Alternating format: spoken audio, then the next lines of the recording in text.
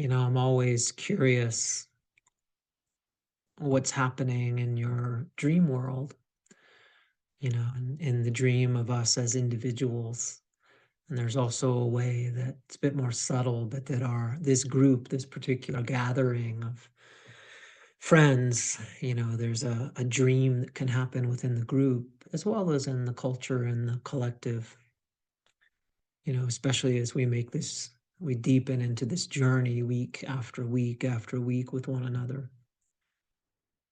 And some of you may notice a shift or a change in your dreaming, maybe even becoming aware of your dreams for the first time or in a way that you may have thought wasn't possible, or hey, I don't remember my dreams. But each night, and we know this from neurophysiological research, but even setting that aside, each night the dream weaver, the weaver of the dream, we might say, shares her perspective, its perspective, its commentary on the current status of the soul, and provides us with images, symbols, metaphors, and guidance, for the way ahead, for what's emerging as we're being pulled into the future. And I would invite you, and of course myself included, if you feel called to go into this, maybe in a deeper way this year, even if you don't have a lot of experience in working with your dreams, it can take a certain amount of devotion, just to use that word, fidelity and inner turning, a certain sort of love, really, to have your notebook there beside you by your bed, your special colored pens or whatever it is. And, perhaps as we go through this year together, you may notice a real sort of portal opening or an access to the dream time that is evoked by our time together and by your intention. Because it always starts with that, by your own longing and your intention to enter into that sort of relationship with the self, with the dream weaver, with the ally, who it turns out is always speaking to us. There's something unique about the dream world, though, because our ordinary ego consciousness is sort of turned off at that time, sort of taking a break. And you could just start by writing down your dreams, in as much detail as you can remember without censoring it or getting caught up in thinking, oh, this is just totally meaningless and I should be having more powerful or explosive dreams or something like that. The dream doesn't really deal in these sorts of day world, ego consciousness based analyses. It involves a certain sort of decentering of the ego and of egoic process. And it's something you can gradually open into and deepen over time, as you bring your attention and your intention to it, to a certain way of caring for the soul and listening to the language of the soul, which emerges and pours out during the dream. You don't need to get involved in any sort of heavy interpretation or anything like that, but just writing down the images, the metaphors, and especially noting the figures that show up. And, we may come to see that the figures who appear in our dreams are seeking some sort of relationship with us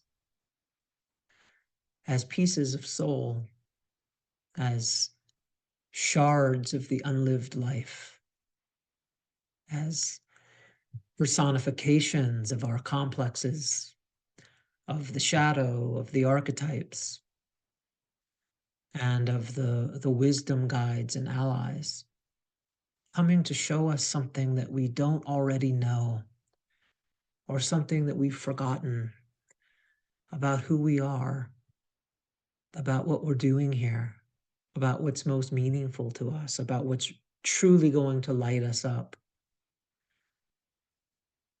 And if over, 21 or 40 or 90 days, you write down these images and metaphors and figures and any dialogues that you might have with them, this can be a real spiritual practice, a way of communicating with the soul, with the great mystery, with spirit.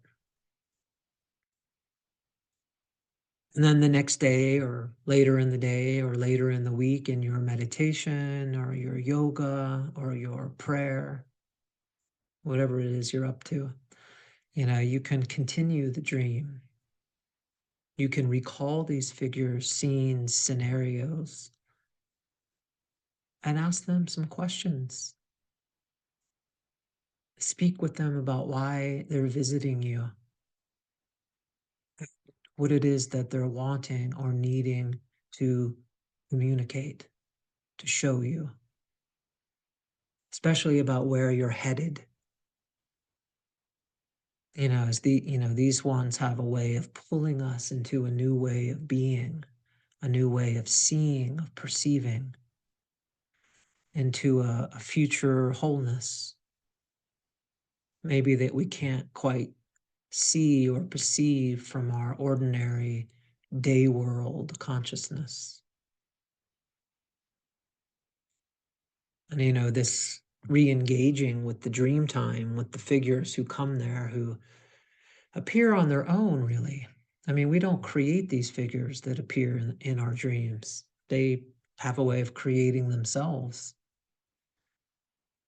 That re-engagement is what is this practice that Jung called active imagination, that I'm sure some of you have heard of, that we can talk more about if you'd like, along with, meditation, certain sorts of psychological inquiry that we'll be doing, dream, imaginal practice. These are all tools that we have in our alchemical toolkit, tools of the soul, as ways to respond to that possibility that the soul is always reaching out to us, as a way to draw us nearer to itself. Each of these practices are, we might see them as arrows in the quiver of the beloved, that we can use at times to attune to the reality of the soul, to commune with the deeper self, and to open ourselves to those more transpersonal or spiritual layers of the psyche. Communion, union, oneness, unity, and that basic causeless joy of just being itself that it's so easy to lose contact with. And we'll, be sure to speak about these different doorways or portals into the soul. And also to cultivate some discernment and some sensitivity around which of these might be the most skillful, effective, compassionate, kind, for us at different moments or different periods in our lives. It's not one size fits all. Spirituality and healing is often presented as that. Here, just do this practice, this one practice. But whether we're responding to overwhelming or traumatic stress or activation in our bodies and nervous systems, difficult emotions and hurts and our fears and our relationships, or we're attuning to those deeper layers of the psyche, the mythopoetic layers, or to those more non-dual unity layers. And we can go into that. But it's important to have some discernment, some sensitivity around what we're doing. In alchemy, there's said to be hundreds of different types of flame, of different types of vessels. in which we can cook or heat the materials of the soul. And so it does take some experimentation, to find the right way for us, which could change day to day. There are times when we need to privilege that felt sense of safety, that felt sense of connection, that felt sense of regulation in the body and the nervous system. That might not be the time to be invoking shadow figures or evoking the figures of the unlived life, which is more of what we call uncovering work. There's other types of existential work or more transpersonal practices, and coming to differentiate those and to have some discernment is very important and something that's often left out in my experience.